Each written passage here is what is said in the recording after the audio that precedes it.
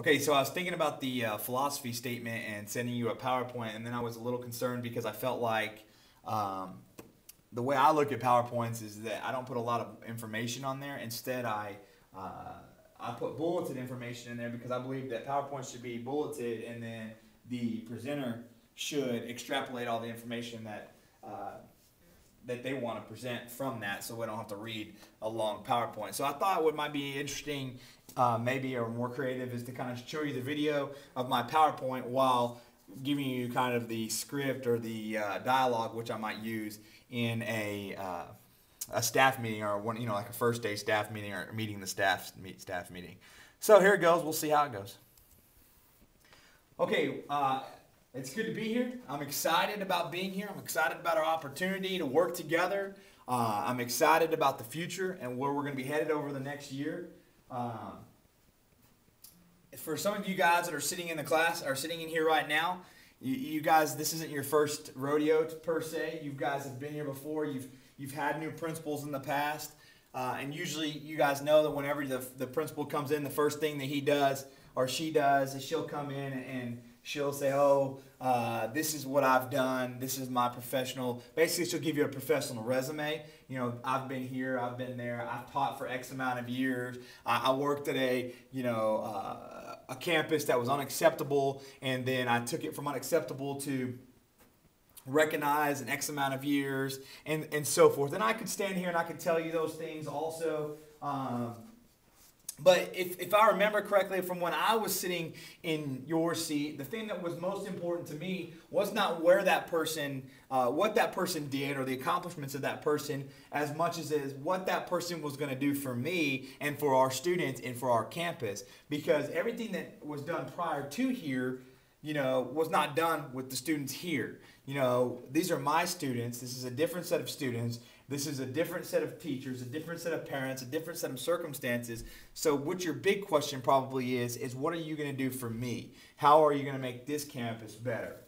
So we're going to talk about that. Before we get started on that, I do want to tell you a little bit about me, just to kind of give you an idea of how I've formed my ideas and my philosophies. I graduated from Midlothian High School in 1998. It was one of the funnest times I've ever had in my life. Had some of the best teachers, had some of the best experiences. I really, truly love Midlothian. I have a lot of Panther pride. And not only do I love the high school and the campus, but I love the community. My kids go to school in this district. They have. We've been in this district for a while. We don't have any desire to leave this district. But after I graduated high school, I went to college for a little while, and then I found out that maybe going to the military might better suit my needs at the time. So I went on to the Navy, and I spent some time on submarines. In fact, I spent 4 years on submarines, and it was really a very pivotal time in my life because it helped me get my life on track, helped me get organized. It helped me really grow up as an adult, period. And I loved it, and I like the fact that I have this perspective now that I can actually impart that on students. I've done this for years. I've talked to students about the option of the military and what that can do for them. And it's just a good opportunity if we don't have scholarship money, or if you don't have parents that'll pay for everything, or if you just need a second chance to get restarted.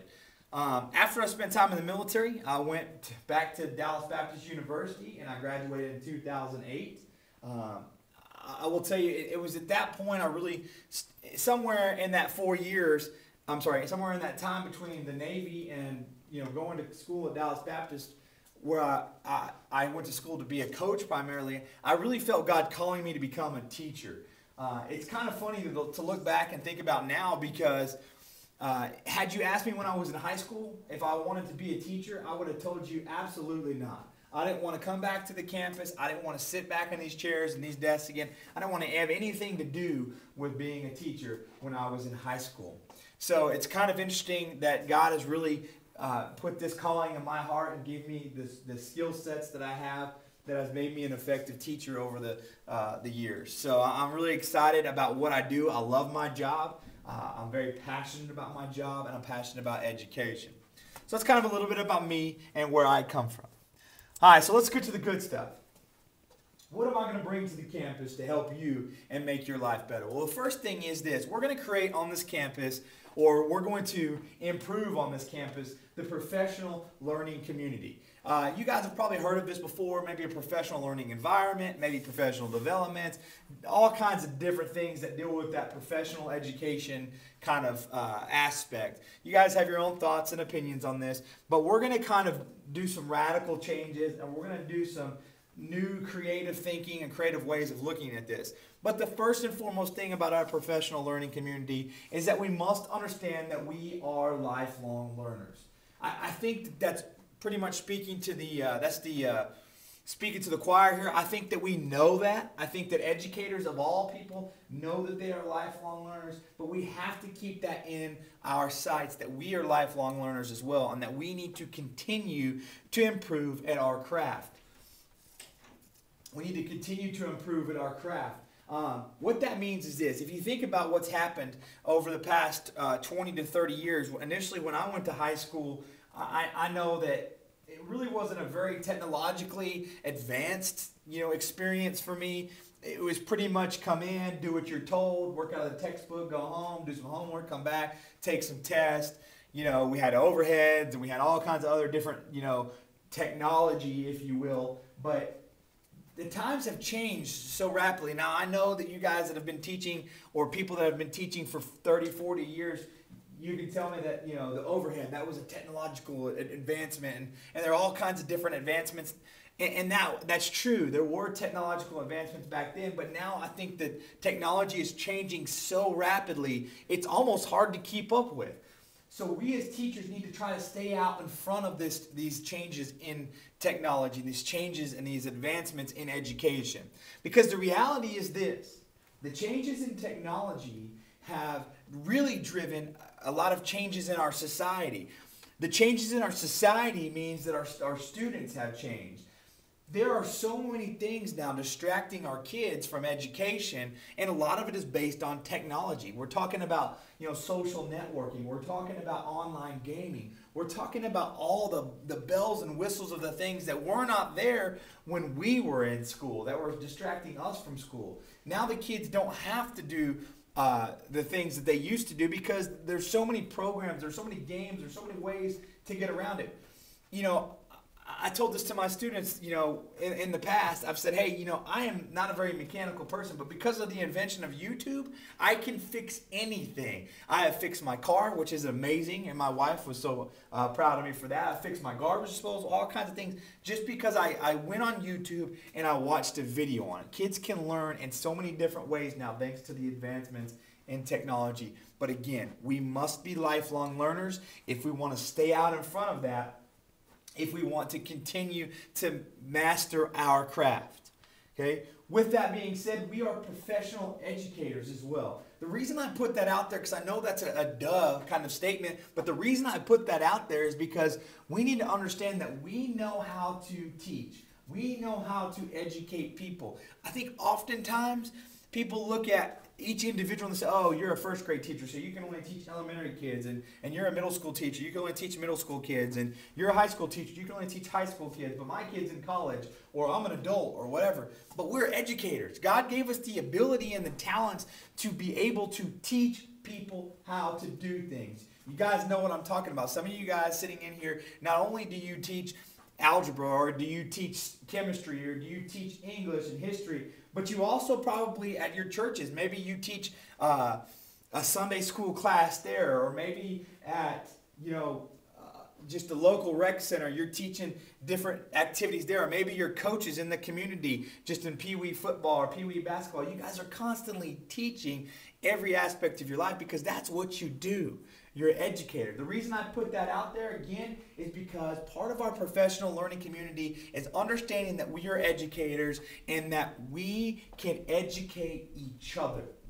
I am not one of those people that strongly believes in the fact that we need to call Region 10 or Region 11 out here every time that we have a professional development day or a teacher work day and have them come out and conduct training. I'm not one of those teachers that, those people that believe, hey, we're going to send you to Region 10, support center so that you can get this training or that training.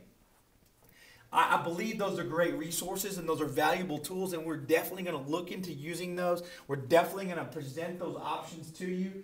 But here's the thing that you need to understand. We need to educate each other. That means we are going to take the time to create a curriculum. We're going to take the time to embed our teachers in passing the torch of what they do best in their classroom. Because who knows this campus better than you?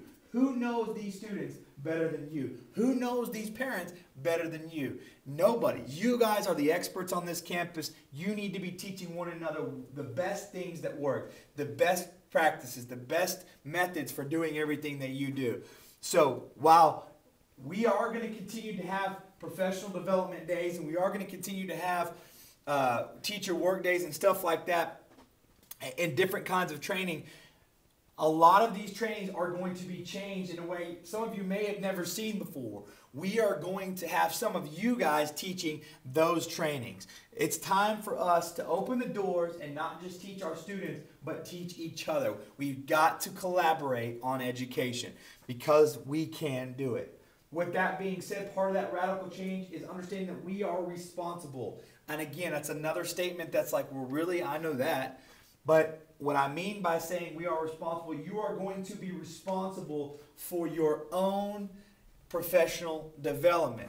Don't get me wrong, we are going to guide you through this process, but one of the things I could not stand when I was sitting in your seat was somebody telling me, hey, you must go to this training. You must go to that training. This would be a great training for you. I signed you up for it. Hey, you're going to have to drive an hour from your house to go to a training. And then the worst of all things is when you sit down in that training, you realize that this person doesn't even relate to my situation. That this person doesn't understand what I'm dealing with. That this person, while his ideas are great and wonderful, they don't work in my scenario. I couldn't stand that. And so what we're going to do is we're going to give you the opportunities to find things that you will be excited about. You will invest your time in. Things that will be more impactful to you as a teacher rather than saying, hey, this is what we think is best for you. You're going to have part of that decision-making process at your disposal. It's important that you understand that because what I want you to do is I want you to be invested in your own lifelong learning, your own professional development. We will always give you opportunities. We got a lot of ideas on our fingertips, a lot of ideas at our disposal, such as the Region 10 stuff, such as online professional development, such as campus-wide professional development. There are a great number of opportunities that we're going to provide you as the year goes on, and we'll talk much more about that as we start really getting heavily involved with that. And finally, this is non-negotiable. Our continuing education is a must. If we want to be better, if we want to be the best, and we want to stay the best, we must continue to educate ourselves. There's nobody sitting in this room that is a perfect teacher. While some of you are great teachers, and you've been doing this for a long time, and I believe that with all my heart, that some of the best teachers are sitting right here in this building. None of us are perfect. It's just like being the world's #1 golfer or the world's #1 tennis player or the world's #1 swimmer. You may be perfect at a time, but they are constantly finding new ways to improve at what they do. You must be the same when it comes to teaching. All right.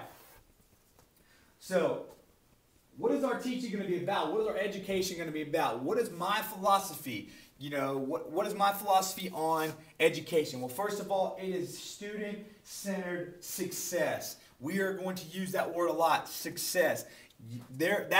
Success is the only option, period. We are going to be successful here. And if we aren't successful, we're going to find a way to be successful. I believe that all students are capable of learning. However, I also believe that all students do not learn at the same rate or in the same manner. We must focus on the student. He's got to be the central figure at what drives our every move, what drives what we do from a day-to-day basis. Like I said already before, education hasn't changed. Education has changed drastically. Before, if I think about what I sat in when I was in high school, the classes I sat in, I would argue that those were more teacher-centered classrooms. Those were not student-centered classrooms. Those were teacher-centered classrooms. It was do what the teacher says, do it as the teacher says, do exactly what the teacher wants us to do. Okay? So now we have to change that. We've got to change it to what can we do to engage these students? What can we do to get these students invested in their own education? What can we do to strive to make these students understand the importance of their education? It is extremely important to do this because we are in a battle right now. We are in a battle to get these students to understand the difference between what's important, Facebook, Twitter, texting, versus what is our lifelong improvement plan. We need to understand that education is more important. We've got to battle that Twitter and the Facebook and the texting, and we've got to strive to get these kids engaged and excited about their education so that they can get invested, so that they will strive to be the best they can be in the classroom. Every day when we plan, every week when we plan, every time that we step into this building, every time we think about this building, we need to be thinking about the student as the centerpiece of our education so that we can strive to meet their needs. And more importantly, we have to be careful and be aware that not every student has the same needs. Some will learn quick, some will make it easy, and it'll be easy for those students, and some will be difficult. And you have to reach them all. We must put the student at the center of our education. Okay, so what is your role? First of all, let me tell you who I am. I am a teacher. First and foremost, at the core of anything, yes, I know I'm an administrator but most importantly, I am a teacher, and I will always be a teacher. I am a learner. I learn from my students. I learn from my parents. I learn from my coworkers. We learn from administration. We learn from our bosses. We learn from our friends. I am constantly learning. That goes back to our lifelong learner deal. I am a leader. I am constantly leading by example. I am constantly trying to create new leaders. I'm constantly leading by following. I am constantly leading by trying to make things better. I don't complain, I solve. I am a leader. I am a teammate. I work with my administrators. I work with my campus teachers, my fellow co-teachers. I work with my department. The departments work with each other. I work with my students. I know that sounds crazy, but we work with them. We don't control them. We work with them. I work with my parents, because with my parents makes it all easier to reach their success that they have for their students in mind. And I believe in my campus. I believe in the goals set forth by my district. I believe that I am a great teacher and that I can make these things happen. I believe that my students want to succeed and that they will succeed. I believe that my parents want their students to succeed and will help me. I believe that this is where I need to be. I believe that we are the best campus in the state of Texas. You must believe those things. I succeed. I succeed. I told you the word success is going to come up a lot around here. You need to know that you will succeed. So this is my role. That needs to be your role. Each and every one of you is going to have a little different take on every one of those aspects, but that needs to be your role as a teacher, as a learner, as a leader, as a teammate, a believer, and a succeeder, if that is even a word. It will be now. So how do we succeed? How is success achieved? It's achieved through having a great desire. It's not wanting to be successful. It's desiring. It's that heart-pounding thing that says, you know what? Every morning I wake up, I'm excited, I'm fired up because it's a new day to show that I'm good at what I do, to show my campus that my students are the best at what they do. It's a desire to constantly get better. It's a desire to constantly want to be the best. It's a desire to want your students to be the best. It's that burning desire that you can't help working your tail off because you want to be successful. That is how success is achieved. Success is achieved through effort. That desire pushes our effort. We do everything that we can. It's a win at all costs mentality. We put forth the best effort in everything that we do so that we don't shortchange any of our students. We're organized. We're organized so much that we're ahead of everything. We're one step ahead of the teachers. The students. We're one step ahead of the parents. We're constantly prepared. A parent needs something, we got it at our fingertips. A student needs something, we got it at our fingertips. We're so organized that we don't get lost and we don't get overwhelmed with our jobs, because our jobs can be extremely overwhelming. But if we get ourselves organized, just like we tell the students, it makes our life easier. We're flexible. We're flexible. We're ready to take on any challenge at any time. Something happens. Our overhead projector goes out. We're flexible. We've got a backup plan.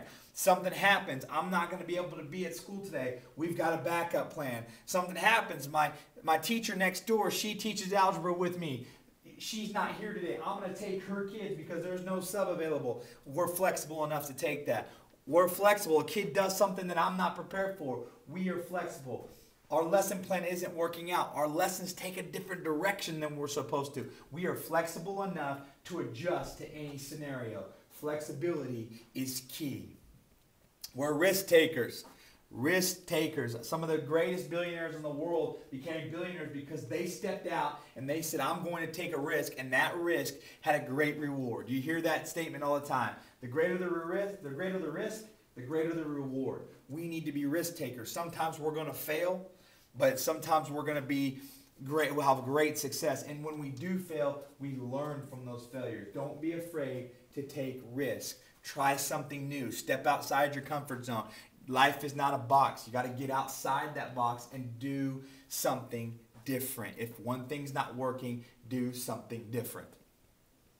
We've got to work hard. We've got to hard work. I mean, the reality is this. This is what I used to tell my wife all the time. I'm going to work hard during the school year because I'm going to play hard in the summer. We're going to work as hard as we can to give everything that we've got, so that way our success is shown through our hard work. We're going to be great examples of hard workers so that other people will learn to be hard workers in anything that they do, not just being a teacher, but anything that they do in life. It's called character education. Show that hard work that pays off. Explain how hard work pays off. Show it to them in your life how hard work pays off, and maybe you'll get the same in return. Work hard, play hard. That should be anybody's philosophy. Perseverance. We're going to struggle. That's just life. Things are going to struggle. The first 6 weeks are great most of the time. Everybody's excited to be there. But then we're going to hit that second, third, 6 weeks when school's kicking in and everybody's realizing, oh, this isn't as fun as I thought it was going to be. And we're going to struggle. But we've got to persevere through those times. We've got to keep pushing through the hard times. We've got to push through the bumps in the road. And we've got to persevere. We've got to know that no matter what the scenario is, no matter how hard we're struggling right now, we will end up on top. We will persevere. And we've got to be dedicated. We've got to be dedicated to what we do, dedicated to our students, dedicated to our campus, dedicated to our community. We've got to give it everything we have. We have to fully dedicate our lives to this. And then finally, we have to have heart. If you don't have heart, you can't do any of those things. You've got to have heart. You can't give up. You can't get down. You've got to have heart. You've got to work together. You've got to love what you do. You've got to love these kids. You've got to love your job. And you've got to have a passion that is untamable. So who are the students that we're going to be dealing with? What are students like? I can tell you what, I haven't met a whole lot of students on this campus yet. But I can tell you this, that all the students are the same. If you look on this board here, there's a whole bunch. All students want attention. They generally want to succeed. They need direction. They're challenging. They're creative. They need guidance. They're looking to please. They're fun. They're not adults. These are all different characteristics, and I'm sure we can go on and on and on about characteristics of students. But the reality is, like the question mark shows in the middle, students are a mystery. But how do they fit into this professional learning community? How do they fit into the learning community? Not professional learning community. How do they fit into the learning community? Well, they are the centerpiece of our learning community. We are going to set high expectations for these students, and we are going to bring them up to those high expectations. That's right. We're going to bring them up. Because here's the reality. most of them are not going to get there on their own. You have got to lift them up to that high expectation, get them there so that they will stay there. We're going to set high expectations for them. They are going to be the centerpiece of what we do, and they are going to be what drives our every move and our every motive of our planning and our classes from a day-to-day basis. Students are the centerpiece. You have to adjust and adapt. You have to differentiate in your classrooms. If one student learns one way, you're going to have to adjust to teach the other students the other way. It's going to make your classes look and seem different. There's going to be a lot of things going on. But students are the centerpiece of this learning community. This is what drives our professional development. This is what drives our planning. This is what drives what we do. If you think about this in a business aspect, these are our customers. We've got to make our customers happy. We've got to give them 100% product, and we've got to do the best we can by them. They are our customers. We've got to do our very best. These students, again, I can't stress this enough, are the center point, the centerpiece of our educational plan or of our educational environment, including the difficult ones, including the ones that skip school, including the at-risk students that are wanting to drop out, including the special ed kids that are struggling with different things. All of them fit together. They are all important in every aspect of what we do. Parents. How do the parents fit in there? Well, you always heard that statement, parents are the tree, or the apple doesn't fall too far from the tree. Well, parents are that tree. The tree is this. The thing about the tree that we never talk about when you say the apple doesn't fall too far from the tree is how much water did that tree get? Think about that. We have an apple tree, and if a tree gets a lot of water and a lot of love and a lot of attention, a lot of guidance, that tree grows up to be great and it produces great fruit and produces juicy and very tasty fruit. But if a tree doesn't get a lot of attention and we just ignore that tree, or we don't take that tree in consideration for anything, it doesn't grow up to be healthy and strong, and it doesn't produce good fruit. It produces bad fruit, bad apples, if you will. We need to understand that our parents are the tree. And the question is this, I know this sounds absurd to some extent, but the reality is that oftentimes we need to water our parents, the trees that are our parents. We need to water them. We need to teach them. We need to guide them. We can't just call the parents and say, hey, little Johnny, he's not doing very good in my class. He's obnoxious, disrespectful, sleeps in class, comes late to class. We can tell him all those things, and all those things are fine, and the kid can go home and he's going to tell mama a different story, and then mama is either going to defend or whoop her kid or whatever the case is. But the reality is we didn't do anything to help that student. All we did was tattletale on that student. What we need to do is we need to call Johnny's mama and say, here's the deal. This is what's going on in class with Johnny. This is how we're going to help Johnny. I need your help. And you need to guide that parent, and you need to water that parent. You need to let that parent know, hey, this is how we are going to do it together. And then, as you work together hand in hand with that parent, educating that parent on what is best and what is the best ways to help them and help them help their students, then you will see fruit that starts to change and a tree that starts to grow, and then it's going to produce better fruit. And then later on, if we can reach the parents today, the students that we have today will have kids, and they'll have kids with great fruits because they will have learned from their parents because you took the time to work with the parents. We need our parents for these students to maximize their success. We need to get them on our side, but we need to educate them. We've got to help them. We can't just expect the parents to know what to do all the time. We can't expect the parents to be able to be in this on their own. We've got to work together. I understand the thought process of, well, it's their kid. Shouldn't they be more responsible? Absolutely. But teach them how to be responsible. Sometimes parents don't even know what to do. You've got to remember there's a lot of students in this generation that are have parents that are extremely young and were not even raised very well by their own parents. We've got to break the cycle of bad parenting and not knowing how to help their children with their education. We must work hand in hand, and sometimes that means we must educate these parents as well. Finally, we're going to talk about this a lot, okay? We've got to look at this as a family. Okay, we've got to look at this as a family. We are a family in this building, in this room. The kids that come into this building at the beginning of the year on August 27th or whatever day it is this year, the kids that come into this building, they are part of our family. And the reason I want you to think about this is I want you to think about your son or daughter for just a second. If you don't have a son or daughter, think about your brother or sister, your niece or nephew. If they're your family, you want the very best for your family. You expect the very best from your family. Nobody in this room, I guarantee you, when a kid comes home from school says, "Oh, you got a 65 today. That's great, Johnny. Good job." No. When he comes home, you say, "Johnny, why do you have a 65? You need to have a 70. If he comes home with a 70, then you say you need to have a 75. If he comes home with a 75, then you say you need to have an 80. And the expectation keeps growing and keep growing because you're pushing that student because that is your family.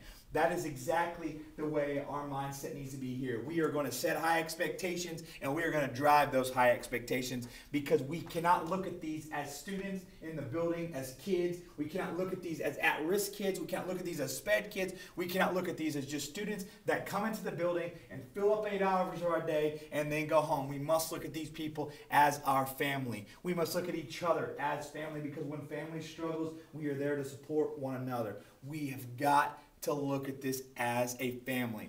Our mindset must change. We must change the fact that every one of these kids, if you treat them like your son or daughter, they will not fail. We cannot fail. Success is our only option. Treat this whole community, this whole learning community as members of your family. It is a non-negotiable. If we do all these things and we succeed in the areas that we are talking about, this is what I see. I see a campus that easily outperforms the state standards. By no means do I mean we're going to study to the test. And by no means do I say we're going to shut down the school for a month so that we can prepare for the EOC or the STAR test. What I'm talking about is that you will be doing everything you were supposed to on a day-to-day basis, that when the EOC comes, it's just going to be another day. It's going to be a day that we continue to prove that we are the best in the state. It's that simple. We're going to easily outperform the state standards because we are going to outperform the state standards on a day-to-day basis by keeping our expectations high, by following the blueprint that we are creating today. I also see a campus where students are excited about each day. One of the things that drives me in my education and what I do is the fact that my wife constantly tells me on a day-to-day basis she loved going to high school. Now, I will say this, and I love her to death, but she didn't love to go to high school necessarily for the academics. She loved going because she just loved her high school and her friends. That's fine. I want our campus to be like that. I want the kids to want to be here. I want the kids to be excited about being here because I'm going to tell you this. Even if they're excited about being here because their friends are here or because the campus is fun, the campus is exciting, they're still here, they're in the building, and that is the only place we can control what they do. We've got to get them in the building and keep them in the building. We want the students excited about coming to school each day. I want every student to walk through and say, if I ask them who their favorite teacher is, they're going to have a hard time because there are so many. We've got to have excited students here. I see a campus where teachers are dying to get in, but they can't get in because we don't leave. This is a campus where you're excited about being. I want you to be excited about being here. I want you not to want to leave here. This is a place where morale is high, where you have a voice, where you will be heard, where you have input, and we all work together because we are a family. This has been a campus like that before. I've been on campuses like that before. I've gotten denied jobs before because I can't get in because there's no room within that family. This is a family, and I want teachers to want to come here, but I want us to be able to say, hey, no, we can't take you because we don't have people that leave here. They want to stay here because they love coming to school each day and doing their job. They love what they do, and it shows. And then finally, I see a community full of school spirit and pride about what's taking place at the campus. The community needs to talk, and they need to say, you know what? This is the best place for my kid to be. I don't care about private schools. I don't care about the big, rich, and fancy schools around the area. This is the best school in the district. This is the best campus in the district. I want to see the community shut down and fill up the stadium every Friday night because they want to see our kids go out there and do their extracurricular, the band play, the cheerleaders cheer, the football players perform. I want to see parents that are knocking down the doors because they want to help, because they want to get in on the excitement that is the high school campus. The community needs to be full of spirit as well. This is all attainable. Success is our only option. We will not fail. I will not allow us to fail. At the end of the day, the biggest thing that I want you to understand is this, is when a kid walks into this building, when a teacher walks into this building, when a parent, when a volunteer, when the guy who fills up the Coke machine walks into this building, I want them to walk out of this building with a little bit better character.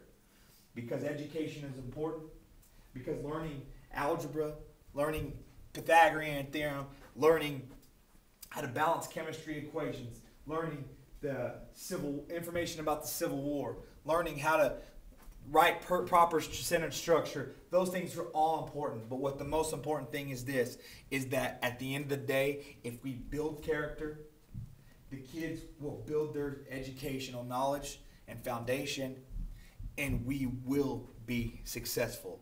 So build character, don't break it. I look forward to this year. I'm excited about the things that we have ahead, and I look excited to hearing from each and every one of you. My door is always open. Please take some time to come and see me if I don't see you first. Have a great and wonderful day. It's wonderful to be here.